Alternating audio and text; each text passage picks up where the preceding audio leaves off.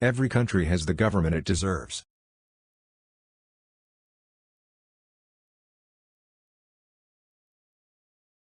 Man in general, if reduced to himself, is too wicked to be free.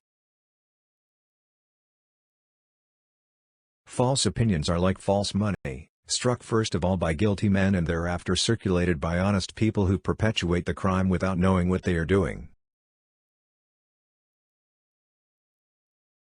I don't know what a scoundrel is like, but I know what a respectable man is like, and it's enough to make one's flesh creep.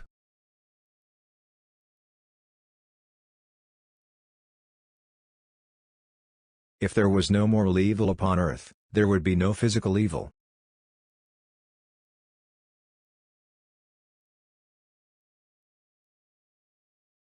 Genius is a grace.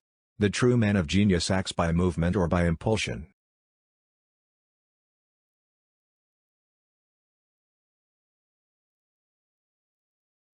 A constitution that is made for all nations is made for none.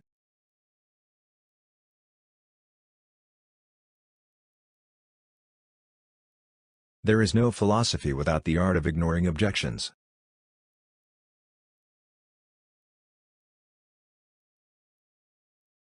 There is no man who desires as passionately as a Russian. If we could imprison a Russian desire beneath a fortress, that fortress would explode. We recognize in a plant some unknown power, a single, form-giving force, which creates and conserves, which moves unwaveringly toward its end, which appropriates what is useful to it and rejects that which would harm it.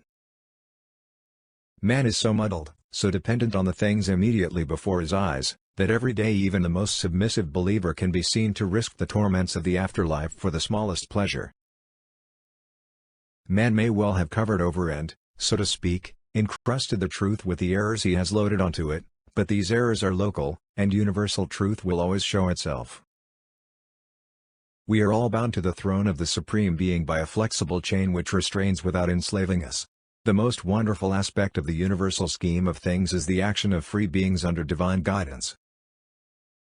Man is insatiable for power, he is infantile in his desires and, always discontented with what he has, loves only what he has not.